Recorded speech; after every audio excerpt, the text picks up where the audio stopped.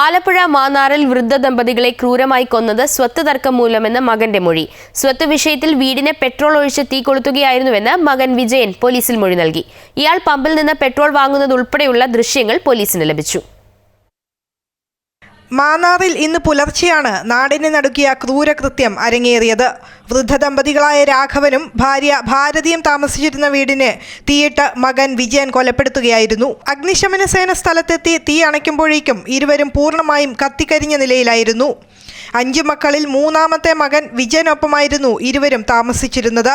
സ്വത്ത് ഭാഗം വയ്ക്കുന്നതിൽ എതിർപ്പുണ്ടായിരുന്ന ഇയാൾ ഇരുവരെയും കൊല്ലുമെന്ന് മുൻപ് ഭീഷണിപ്പെടുത്തിയിരുന്നതായി ബന്ധുക്കളും അയൽവാസികളും പറയുന്നു. 3 മണി, ഏകദേശം 3 മണി ആയിട്ടുണ്ട്. ഞാനും ഹസ്ബൻഡും കൂടെ ഞങ്ങൾ എണീച്ച് നോക്കുമ്പം ഈ കഥവ് വെട്ട ഇങ്ങനെ വലുതായിട്ട് അടിക്കും, കത്തുന്ന വെട്ട ഈ ഗ്ലാസ്സിൽ കൂടെ ഇങ്ങനെ അടിക്കുന്ന കണ്ടേ. പിന്നെ ഞങ്ങൾ ഓടി വെളിയിൽ ഇറങ്ങി വന്നപ്പോഴാ ഒരു ഓട്ടോ അവിടെ നിൽപ്പുണ്ടായിരുന്നു. അപ്പോൾ ആ ഓട്ടോക്കാരനോട് പറഞ്ഞാൽ ഇങ്ങനെ 101 ഫയർഫോഴ്സിന്റെ ആണെന്ന് പറഞ്ഞ് വിളിക്കാം. അങ്ങനെ ആ ഓട്ടോക്കാരനാണ് വിളിച്ചത്.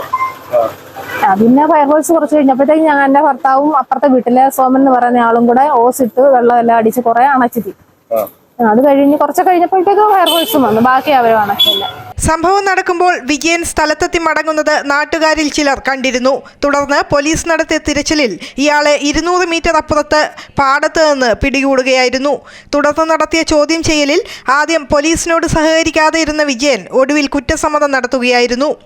ചെങ്ങന്നൂർ ഡിവൈഎസ്പിയുടെ നേതൃത്വത്തിലുള്ള പ്രത്യേക അന്വേഷണ സംഘം നടത്തിയ ചോദ്യം ചെയ്യലിൽ പെട്രോൾ ഒഴിച്ചാണ് വീടിന് തീ കൊളുത്തിയതെന്ന് വിജയൻ മൊഴി നൽകിയിട്ടുണ്ട്. അമൃത ന്യൂസ്, ആലപ്പുഴ.